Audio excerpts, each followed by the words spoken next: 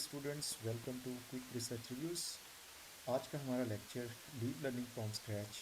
और हम पहले भी डीप लर्निंग फ्रॉम स्क्रैच के अंदर मशीन लर्निंग के कुछ कॉन्सेप्ट डिस्कस कर रहे थे, ताकि जब हम एडवांस कॉन्सेप्ट डिस्कस करें तो आप लोगों को जो मशीन लर्निंग के कॉन्सेप्ट हम डिस्कस कर रहे होंगे डीप लर्निंग के पैराडाइम के अंदर, वो इजीली समझ आ रहे हैं।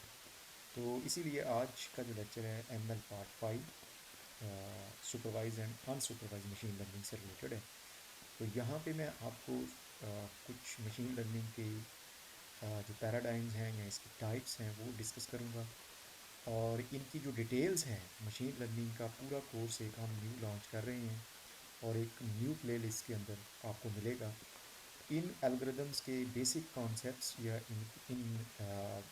इन कॉन्सेप्ट्स की बेसिक डिटेल्स यहाँ पे मैं डिस्कस कर रहा हूँ, ताकि आपको डीप लर्निंग के कॉन्सेप्ट लर्न करना इजी लगे। ठीक है, तो अगर आप मशीन लर्निंग को in detail with practical labs सीखना चाहते हैं तो हमारे चैनल को ज़रूर सब्सक्राइब करें, ताकि आपको मशीन लर्निंग के लेक्चर्स भी इजीली मिलते रहें। ठीक है जी, तो वो आपको न्यू प्ले लिस्ट के अंदर डिटेल्ड लेक्चर्स आपको हमारे चैनल के ऊपर मिलेंगे। ठीक है, इसके अलावा पाइथन बेसिक्स का कोर्स भी आपको हमारे चैनल के ऊपर मिलेगा। तो आप अपने दोस्तों को, अपने फ्रेंड्स को, क्लासमेट्स को ज़रूर शेयर करें, चैनल सब्सक्राइब करें, ताकि आपको जो ये इम्पॉर्टेंट कंटेंट है वो फ्री मिलता है। तो चलें, आज का लेक्चर हम स्टार्ट करते हैं सुपरवाइज और अनसुपरवाइज मशीन लर्निंग के ऊपर। तो सबसे पहले तो हम काइंड्स ऑफ मशीन लर्निंग देख लेते हैं कि किस तरह की मशीन लर्निंग प्रॉब्लम्स जो है वो हम टैकल करते हैं डिफरेंट सिनेरियोज़ के अंदर। तो आज तो हम डिस्कस करेंगे ये दो प्रॉब्लम्स, बट इसके जो नेक्स्ट लेक्चर्स हैं मैं दो या तीन इन लेक्चर्स के अंदर ये वाली प्रॉब्लम भी आपको डीपली यहाँ पे बताऊँगा। बट इनकी जो ख़ास तौर पे मशीन लर्निंग के कॉन्सेप्ट्स हैं, इनकी डिटेल्स आपको मशीन लर्निंग के प्लेलिस्ट के अंदर ज़रूर मिलेगी, क्योंकि नया कोर्स हम मशीन लर्निंग का भी लॉन्च कर रहे हैं। तो वैसे तो kind of machine learning problems जो होती हैं वो supervised learning, unsupervised learning, semi supervised learning, self supervised learning, reinforcement learning और online learning, transfer learning, multitask learning and few shot and zero shot learning, ये जो मशीन लर्निंग प्रॉब्लम्स हैं, इनको आप कह लें कि जनरली जो कैटेगराइज किया जाता है वो इस तरह की प्रॉब्लम्स में डिस्कस किया जाता है। तो मैं नेक्स्ट जो है इनको फर्दर जो मैंने हाईलाइट किया हुआ है, इसका मतलब ये है कि मैंने ये दो प्रॉब्लम्स आज डिस्कस करनी है, जो मशीन लर्निंग के अंदर जो सुपरवाइज लर्निंग और अनसुपरवाइज लर्निंग की टाइप्स हैं। बाकी जो नेक्स्ट है, हम नेक्स्ट लेक्चर्स के अंदर ज़रूर इनको डिस्कस करेंगे। तो व्हाट इज़ सुपरवाइज लर्निंग? इसमें डेटा जो होता है वो लेबल डेटा हम देते हैं।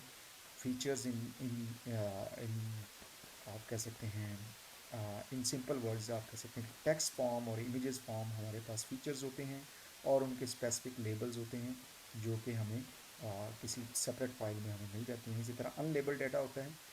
इस अनसुपरवाइज लर्निंग के अंदर हमें यहाँ पे लेबल्स की ज़रूरत नहीं होती, हमें सिर्फ इमेजेस या टेक्सचुअल फीचर्स की ज़रूरत होती है, जहाँ से मॉडल ऑटोमेटिकली जो है वो फीचर्स एक्सट्रैक्ट करके, डिटेल्स एक्सट्रैक्ट करके कुछ प्रडिक्शन कर सके। अब प्रडिक्शन भी सुपर नाम से जाहिर है कि इनकी डिफरेंट होती हैं। ठीक है, और जो प्रॉब्लम्स हम सॉल्व करते हैं इन सारी टाइप्स के अंदर, वो डिफरेंट तरह की प्रॉब्लम्स होती हैं। ठीक है, और जो टिपिकल टास्क्स होते हैं वो आपको नज़र आ रहे हैं, वो भी डिफरेंट होते हैं। ठीक है, और इसी तरह लर्निंग सिग्नल्स का मतलब है कि यहाँ पे हमें एक्सप्लिसिट लेबल देने पड़ते हैं मॉडल को, ताकि वो ट्रेन हो सके, उसकी बेस पे हम उसको टेस्ट कर सकें। बट यहाँ पे हमें कोई लेबल्स की ज़रूरत नहीं पड़ती है अनसुपरवाइज लर्निंग के अंदर। तो इसलिए हमें सिर्फ डेटा चाहिए, उसकी बेस पे हम यूज़फुल इंसाइट्स जो है वो जनरेट करवा सकते हैं। तो इसी तरह जैसे रिग्रेशन और क्लासिफिकेशन जो है सुपरवाइज लर्निंग की आप कह सकें टिपिकल टास्क्स हैं, और इनकी आगे बड़ी बड़ी सब टाइप्स हैं। ठीक है, और जैसे कि कॉमन एग्जांपल्स में house price prediction and image classification आ जाती है इसकी। और इसी तरह इसकी अनसुपरवाइज लर्निंग के अंदर क्लस्टरिंग, डेंसिटी एस्टिमेशन एंड, मतलब इसमें हम सिर्फ एनालाइज कर रहे होते हैं। कभी कभी ये जो सिमिलर ग्रुप्स या क्लस्टरिंग या सेगमेंटेशन के टास्क हैं, ये as a pre processing step भी यूज़ होते हैं सुपरवाइज लर्निंग के अंदर। ये भी मैं आपको डीप लर्निंग जब डिटेल कॉन्सेप्ट पढ़ा रहा हूँ तो आपको मैं बताऊँगा कि how the pre processing task of like unsupervised learning is used as a pre-processing और segmentation task in the supervise learning, मतलब मर्ज हो के भी सी एन एन के अंदर या आर एन एन के अंदर या डिफरेंट तरह के डीप लर्निंग मॉडल्स के अंदर ये यूज़ हो रहे होते हैं। बट अगर हम एक्सप्लिसिटली देखें तो मशीन लर्निंग की काइंड्स के अंदर ये दो डिफरेंट टाइप्स हैं और इनकी जो प्रॉब्लम ये सॉल्व करते हैं या जो टास्क हम इनसे परफॉर्म करवाते हैं वो भी डिफरेंट होते हैं। ठीक है, तो फर्दर डिटेल्स हम इन दोनों की आगे डिस्कस करते हैं। जैसे कि सुपरवाइज लर्निंग के अंदर देखें, डेफिनेशन में मैंने बड़ा सिंपल सा कंटेंट यहाँ पे रखा है ताकि आपको इजीली चीज़ें समझ आए। Learning from the label data, labels भी चाहिए होते हैं हमें, सेपरेट लेबल्स। अगर हमें हमारे पास टेक्सचुअल डेटा है तो टेक्सचुअल डेटा एक फाइल में होगा और उसके लेबल दूसरी फाइल में होंगे, मोस्टली CSV फाइल्स या एक्सेल फाइल्स यूज़ होती हैं। ठीक है, इसके अलावा डिफरेंट फाइल फॉर्मेट्स भी होते हैं, जेसन फाइल फॉर्मेट भी होता है, बट जो कॉमन फाइल फॉर्मेट्स में वो आपको बता रहा हूँ। इसी तरह अगर इमेज डेटा है तो हमारे पास इमेजेस एक फोल्डर के अंदर होते हैं और उनके लेबल्स, जैसे कि CSV फाइल के अंदर उनके लेबल्स हमें मिलते हैं सुपरवाइज लर्निंग के लिए। ठीक है, तो मतलब आप कह सकते हैं कि लेबल डेटा जो है वो हमें लेबल्स एक्सप्लिसिटली जो है मॉडल को देने पड़ते हैं। अच्छा, each example has input feature and a non label.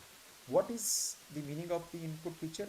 वो फीचर टेक्सचुअल फॉर्म में भी हो सकता है, जैसे मैंने आपको बताया कि अगर टेक्सचुअल डेटा है तो वो किसी एक्सेल फाइल के अंदर वो फीचर्स जो हैं वो कॉलम्स की फॉर्म में, वो टेक्सचुअल फॉर्मेट के अंदर भी हमारे पास हो सकते हैं।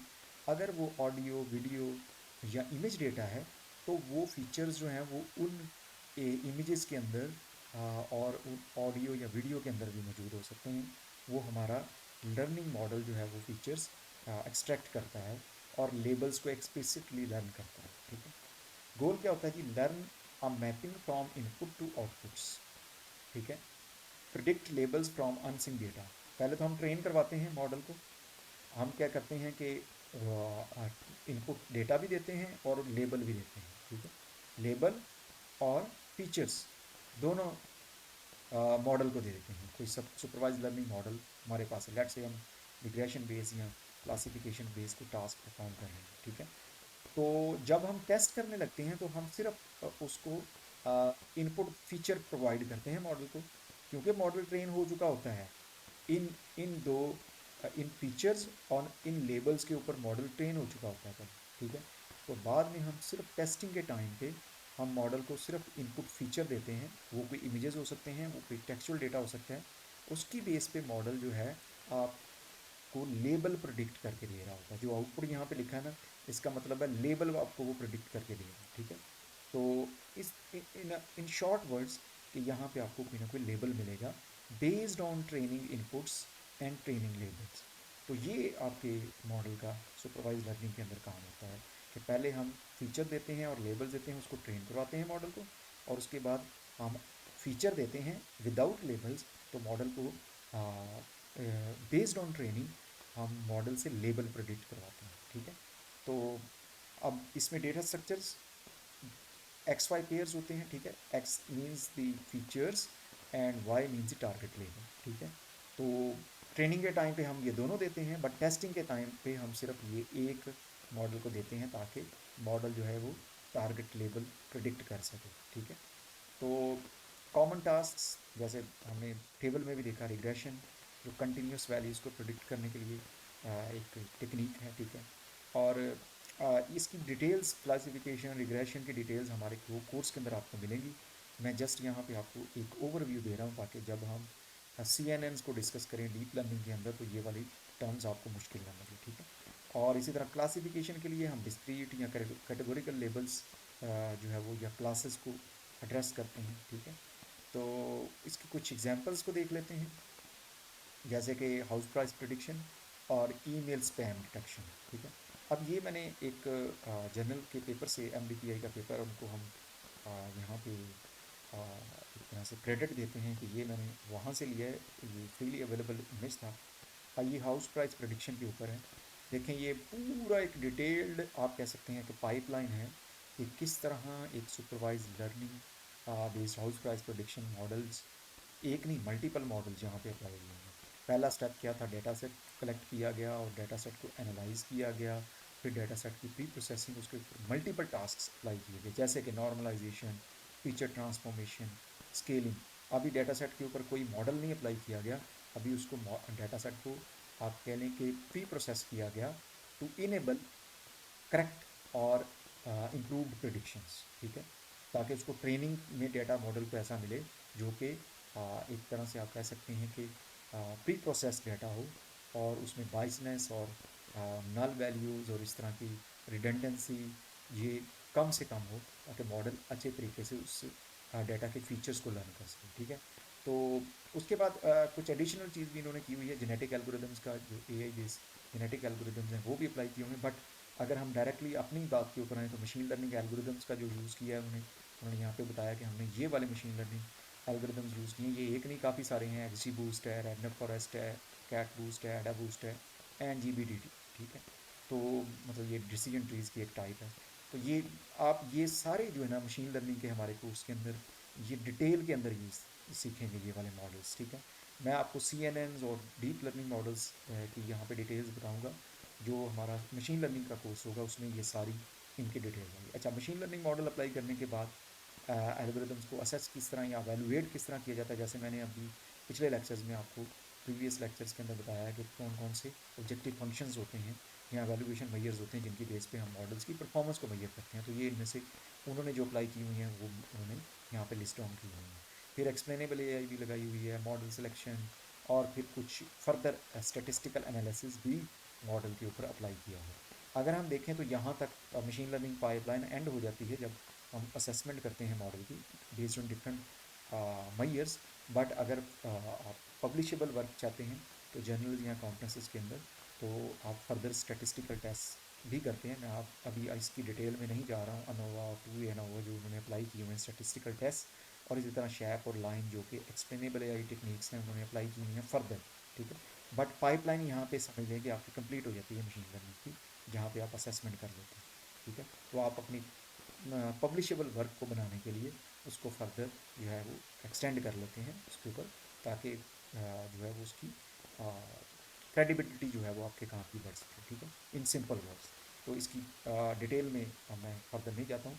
इसी तरह ये हाउस प्राइस प्रेडिक्शन की मशीन लर्निंग की पाइपलाइन थी पूरी। और इसी तरह ये है ईमेल स्पैम और नॉट स्पैम। ये तो बड़ा सिंपल सा है कि एक फ़िल्टर होता है मशीन लर्निंग मॉडल के पास, पहले से ही उसको ट्रेन किया गया है बेस्ड ऑन सम कीवर्ड्स। जैसे कि कुछ कीवर्ड्स आते हैं ना कि offer is for limited time, free price और इस तरह के आपको ईमेल्स के अंदर आते हैं। तो आपका ईमेल जो इनबॉक्स है वो उसमें एक मशीन लर्निंग मॉडल आप कह सकते हैं कि सिंपल वर्ड्स में, मैं उसकी कम्प्लेक्सिटी में नहीं जा रहा हूँ, मशीन लर्निंग मॉडल पीछे काम कर रहा होता है जो कि इस तरह के कीवर्ड्स के ऊपर पहले से ट्रेन हुआ होता है। वो ऑटोमेटिकली उसको सिलेक्ट कर रहा होता है कि ये स्पैम है या नहीं है। कभी कभी ऐसा भी हो जाता है कि ईमेल स्पैम नहीं होती तो मॉडल आपका उसको स्पैम जो है वो लेबल कर देता है। कभी कभी स्पैम होती है तो वो उसको स्पैम लेबल नहीं करता। तो उसकी बेस पे मॉडल की जो है वो परफॉर्मेंस मैयर होती है। तो मॉडल 100% तो करेक्ट नहीं होता, 90% 95% जो है वो स्पैम और नॉट स्पैम ये लोग दो लेबल्स जो हैं वो प्रिडिक्ट कर रहा होता है जो ईमेल्स जो है वो आ रही होती हैं। तो इसी तरह की छोटे मोटे पाइपलाइंस आप भी डेवलप कर सकते हैं। मैंने एक एग्जांपल भी मुझे याद आ रहा है पिछले लेक्चर्स में इससे रिलेटेड दी थी आपको। तो टिपिकल वर्क फ्लो क्या है? Collect label data, train model, ये जैसे कि मैंने ये वर्क फ्लो अभी बताया, एवेलुएट ऑन टेस्ट डेटा। तो ये एवेलुएशन हो रही है यहाँ पे, और ये जो एडिशनल स्टेप्स हैं मैंने बताया आपको। पॉपुलर मॉडल्स हैं, लीनियर रिग्रेशन, लॉजिस्टिक रिग्रेशन है, neural network, C N N. हमारा मेन काम जो इस कोर्स के अंदर है वो ये है, ठीक है। वो ये आपको डिटेल के अंदर समझाना है। बट मैं आपको पहले इसलिए बेसिक्स बता रहा हूँ ताकि आपको ईजी अंडरस्टैंड कर सके, ठीक है। तो अनसुपरवाइज लर्निंग के अंदर क्या होता है जी? अनलेबल डेटा होता है, ठीक है, जैसे मैंने आपको बताया था। और नो एक्सप्लिसिट टारगेट और लेबल्स, हमें टारगेट की ज़रूरत नहीं, सिर्फ फीचर्स चाहिए। चाहे वो टेक्सुअल फीचर्स हैं, चाहे वो इमेजेस हैं, चाहे वो वीडियो है, ऑडियो है, डेटा, ठीक है। और आपका जो मॉडल है अनसुपरवाइज लर्निंग के अंदर वो हिडन स्ट्रक्चर को या हिडन पैटर्न्स को जो है वो उस डेटा में से एक्सप्लोर कर रहा होता है, ठीक है। और आप कह लें कि प्रिडिक्ट कर रहा होता है या क्लस्टर जो है वो बना रहा होता है। ये बड़ी अच्छी एग्जांपल छोटी सी है, मैं आपको बता देता हूँ। डेटा स्ट्रक्चर इसमें क्या होता है जी? ओनली या input feature, no ground truth labels. और इसकी जो कॉमन टास्क हैं, क्लस्टरिंग बेस एल्गोरिदम्स होते हैं, डायमेंशनल ट्री रिडक्शन है, डेंसिटी एस्टिमेशन है, और ये सारे एल्गोरिदम्स जो हैं वो आप मशीन लर्निंग वाले कोर्स में डिटेल में देखेंगे, और आपने ज़रूर उस कोर्स को जो है वो डिटेल में देखना, ठीक है। अब देखें, ये हमारे पास एक अनलेबल डेटा था। हमने कुछ, आप कह सकें कि डेजर्ट्स के, आप कह सकते हैं कि इमेजेस भी हो सकते हैं, ये टेक्सचुअल फॉर्म में भी हो सकता है डेटा। हमने मॉडल को, जो लर्निंग एल्गोरिदम को दे दिया, जो कि अनसुपरवाइज लर्निंग, यहाँ पे हमें लेबल की ज़रूरत नहीं है। जो सुपरवाइज लर्निंग है उसमें लेबल भी हम साथ देते हैं। तो आपका मॉडल इंटरप्रेट करता है, उस डाटा को प्रोसेस करता है, based on interpretation, based on discovering hidden structures. आपका मॉडल उनको क्लस्टर कर देता है, सिमिलर आइटम्स को। ये तीन उसने बेसिक क्लस्टर यहाँ पे बना दिए, ठीक है। ये तीन बेसिक क्लस्टर्स आप देख रहे हैं। तो ये एक समझ लें कि क्लस्टरिंग एल्गोरिदम यहाँ पे लगा हुआ है, जो बेस्ड ऑन सिमिलरिटी एक डिस्टेंस मैयर कर रहा है उन जो डेजर्ट्स के दरमियान। जो सिमिलर डेजर्ट्स हैं उनको एक क्लस्टर में पुट करता जा रहा है, ठीक है। ये मैथमेटिकली भी बड़ी इंटरेस्टिंग चीज़ें हैं। अनसुपरवाइज लर्निंग के अंदर हम किस तरह के इमेज क्लस्टरिंग और डिस्टेंस फाइंड करते हैं, मैथमेटिकली, मैनुअली भी, ये भी आप सीखेंगे, और कोड में भी आप सीखेंगे।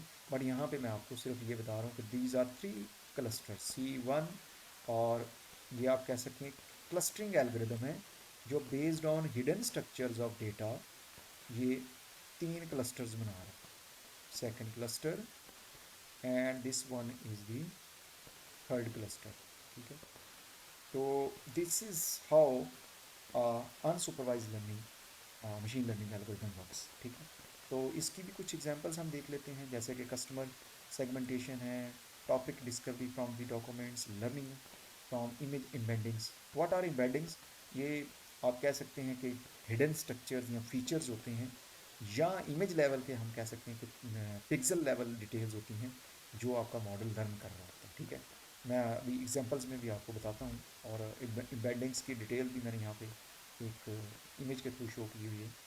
अच्छा, टिपिकल वर्क फ्लो में इनपुट रॉ डेटा हम देते हैं, आपका मॉडल जो है वो रिप्रेजेंटेशंस को लर्न करता है, ग्रुपिंग्स को लर्न करता है, और बेस्ड ऑन सिमिलर डिस्टेंसेस, या आप लो डिस्टेंसेस, सिमिलर आइटम्स को एक ही ग्रुप में प्लेस कर देता है, और इस तरह वो अगर हायर लेवल पे हम जाएं तो वो इम्बेडिंग क्रिएट करता है, एक इम्बेडिंग स्पेस, जिसमें सेम डिस्टेंस या को आप कह सकते हैं कि जो आइटम्स आपस में कम डिस्टेंस शो कर रही होती हैं, उनको एक क्लस्टर में या एक एम्बेडिंग स्पेस में मॉडल जो है प्लेस कर देता है, ठीक है। तो पॉपुलर मेथड्स के अंदर आ जाता है के मीन्स, हायरार्किकल क्लस्टरिंग आ जाता है, PCA, इसको प्रिंसिपल कंपोनेंट एनालिसिस कहते हैं, auto encoder, self supervised pre train. अच्छा, आप मज़े की बात ये देखें कि जितने भी आपकी जो ज़्यादा अगर आप वर्क देखें, या जो इनोवेशन या रेवोल्यूशन आ रहा है मशीन लर्निंग और AI के अंदर, वो इन मॉडल, इस तरह के मॉडल्स की बेस पे। आप चैट GPT देख लें, आप LLM जितने भी बिल्ड हुए हैं, वो सेमी सुपरवाइज, अनसुपरवाइज, ये इन बेसिक्स को लेके एडवांस कॉन्सेप्ट्स की तरफ जाएं, तो वो अनसुपरवाइज डेटा या फीचर्स को लर्न करते हैं, और उसकी बेस पे प्रेडिक्शंस या फर्दर फीचर्स या रिप्रेजेंटेशंस प्रोड्यूस करते हैं, ठीक है। तो ये आप कह सकते हैं कि ये ज़्यादा एक तरह से आप क्या कह सकते हैं कि यूज़फुल मेथड्स हैं, और as compare to supervise machine learning algorithm. वो भी अपनी जगह उनकी उनकी वैल्यू है, बट ये ज़्यादा वैल्यूएबल टेक्निक्स हैं, जो कि हिडन पैटर्न्स को विदाउट लेबल्स प्रोडिक्ट करके सम इंसाइट्स हमें जो है वो प्रोड्यूस करके देती हैं, ठीक है।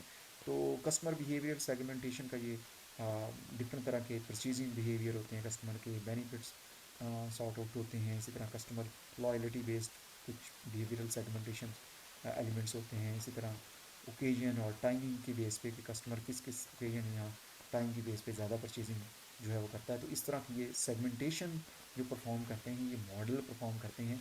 हम अगर डेटा देते हैं, एक आप कह सकते हैं कि अनलेबल डेटा, उसकी बेस पे इस तरह के क्लस्टर्स आपका मॉडल प्रोड्यूस कर सकता है, या सेगमेंट्स प्रोड्यूस कर सकता है। What are embeddings? ये देखें, ये मल्टी एम्बेडिंग स्पेस है, जिसमें तीन तरह की मल्टी मॉडल डेटा आप कह सकते हैं एक मॉडल को दिया जा रहा है, ठीक है। इमेजेस भी, डॉक्यूमेंट्स भी, और ऑडियो भी। अब ये जो मल्टी मॉडल एम्बेडिंग यहाँ पे मॉडल क्रिएट कर रहा है, वो इमेजेस की एम्बेडिंग्स, और क्या कह सकते हैं कि डॉक्यूमेंट्स की और वर्ड्स की वेक्टर स्पेस एक क्रिएट कर रहा है। मैंने ना वेक्टर्स, मैट्रिसेस और टेंसर्स की बड़ी डिटेल्स आपको पिछले लेक्चर्स, जो प्रीवियस लेक्चर्स हैं उनमें बताई है, तो वो यहाँ पे मैं इतनी डिटेल नहीं डिस्कस करूँगा, बट आपको मैं ये कह देता हूँ कि ये जो सिंपल रिप्रेजेंटेशंस हमें शो हो रही थी डाटा की, मॉडल उसको अंडरस्टैंड करने के लिए उसको वेक्टर रिप्रेजेंटेशंस में जो है वो लेके गया, ठीक है। तो जब वेक्टर रिप्रेजेंटेशंस में जाता है तो सिमिलर टाइप्स ऑफ कॉन्सेप्ट, चाहे वो डॉक्यूमेंट्स में डिस्कस हुए हैं, ऑडियो में हुए हैं या इमेजेस में हुए हैं, वो एक तरह की वेक्टर एम्बेडिंग स्पेस के अंदर आते हैं। और जो डिफरेंट तरह के कॉन्सेप्ट्स हैं वो उससे आप कह सकते हैं कि मल्टीपल वेक्टर एम्बेडिंग स्पेस है, तो वो दूसरी वेक्टर एम्बेडिंग स्पेस में चले जाते हैं। यहाँ पे वो एन डिमेंशनल स्पेस कह रहा है और यहाँ पे मल्टीपल कॉन्सेप्ट्स आपको डॉट्स की फॉर्म में शो करवा रहा है, ठीक है। तो this is called as embedding and this is multi model data and we can say that these are multi model embeddings and this is embedding space, जहाँ पे आपका मॉडल जो है वो सिमिलर कॉन्सेप्ट को, चाहे वो मल्टी मॉडल डाटा के अंदर डिस्कस हुए हैं, एक एम्बेडिंग स्पेस के अंदर प्लेस कर रहा होता है, ठीक है। मतलब एक सेपरेटर के थ्रू एक एम्बेडिंग स्पेस ये होगी और ये दूसरी एम्बेडिंग स्पेस है, ठीक है। तो ये बड़ी सिंपल वे में मैं समझाने की आपको कोशिश कर रहा हूँ ताकि आपको ये इजीली ये कॉन्सेप्ट समझ आ जाए। तो इस तरह विदाउट लेबल्स आपका मॉडल ये सारा काम कर रहा होता है। तो नेक्स्ट हम सिर्फ इसकी डिटेल देखते हैं और फिर हम इसको एंड करते हैं। देखिए सुपरवाइज और अनसुपरवाइज लर्निंग के अंदर हमें पता है कि डेटा जो होता है सुपरवाइज में लेबल डेटा होता है, अनसुपरवाइज में अनलेबल डेटा होता है, ठीक है। और इसमें हमें सिंपली लर्निंग सिग्नल यहाँ पे लेबल से मिलता है, बट यहाँ पे कोई लेबल्स नहीं होते, तो फीचर से ही मॉडल जो है लर्निंग सिग्नल्स लेता है। गोल क्या है? प्रेडिक्शन है, ठीक है। और ये हिडन स्ट्रक्चर्स को डिस्कवर करते हैं अनसुपरवाइज लर्निंग मॉडल्स, ठीक है। इसी तरह क्लास और न्यूमेरिक वैल्यूज़, ठीक है, ये आउटपुट जो होती है, और ये क्लस्टर्स और रिप्रेजेंटेशंस प्रोड्यूस करते हैं। आप देखते हैं कि आजकल के जो एलएलएम्स हैं वो सारी काम यही कर रहे होते हैं। आप चाहे टेक्सचुअल प्रॉम्प्ट्स दे रहे हो इमेज की बेस पे, या ऑडियो या वीडियो प्रॉम्प्ट्स दे रहे हो, आपके अनसुपरवाइज लर्निंग मॉडल्स होते हैं, आपको लेबल्स नहीं साथ दे रहे होते हैं, आप सिर्फ उनको कॉन्टेक्स्ट क्लियर करते हैं, उसकी बेस पे अब वो आपको रिप्रेजेंटेशंस दे रहे होते हैं, चाहे in the form of sequence of text हो, ठीक। तो इसी तरह टास्क रिग्रेशन, क्लासिफिकेशन और क्लस्टरिंग और डायमेंशनलिटी रिडक्शन इस केस में आ जाते हैं अनसुपरवाइज लर्निंग के केस में, ठीक है। इसी तरह इसमें प्राइस, हम किस तरह के क्वेश्चन या टैकल करते हैं, क्लासेस, और यहाँ पे हम ग्रुपिंग और सिमिलरिटी और डिसिमिलरिटी को डिस्कस कर रहे होते हैं। यहाँ पे लीनियर मॉडल्स आते हैं, न्यूरल नेटवर्क्स आते हैं सुपरवाइज लर्निंग में, यहाँ पे के मीन्स और पीसीए और ऑटो इनकोडर्स आते हैं, ठीक है। और जो आप देख लें कि ये ऑटो इनकोडर्स और इससे आगे आरएनएन्स और उसके बाद ट्रांसफार्मर्स जो कि बेस हैं, विजन ट्रांसफार्मर्स जो कि आपके एलएलएम्स की बेसिस है, ठीक है। तो अनसुपरवाइज लर्निंग जो है वो is a way more ahead than the supervise learning algorithms, ठीक है। और इसकी एक ड्रॉबैक ये है कि हमें ह्यूज लेबल चाहिए होते हैं डाटा के साथ, बट इसका ये ड्रॉबैक जो है वो नहीं है, इस वजह से ये ज़्यादा सक्सेसफुल है ये वाले एल्गोरिथम्स आजकल के दौर में, ठीक है। तो एवेल्यूशन मेजर्स आपके सामने हैं, और उसके अलावा प्रेडिक्शन फोकस, और ये यूजेज क्या है, और ये एक्सप्लोरेशन और रिप्रेजेंटेशन टेक्निक के ऊपर होता है, ठीक है। तो दिस इज़ इट। लेक्चर थोड़ा सा लेंथी हो गया है। मैंने कोशिश की है कि आपको सुपरवाइज लर्निंग और अनसुपरवाइज लर्निंग और डीप लर्निंग फ्रॉम स्क्रैच के अंदर वेरी बेसिक वे में समझाऊँ। और नेक्स्ट हम नेक्स्ट 2 से 3 कॉन्सेप्ट्स जो है वो डिस्कस करेंगे, और देखते रहें क्विक रिसर्च रिव्यूज़, और अपने दोस्तों को भी ये चैनल ज़रूर सब्सक्राइब करवाएं, और हमारे लेटेस्ट अपडेट्स को ज़रूर आप देखते रहें, मशीन लर्निंग से रिलेटेड भी और पाइथन के कोर्स से भी। Thank you very much.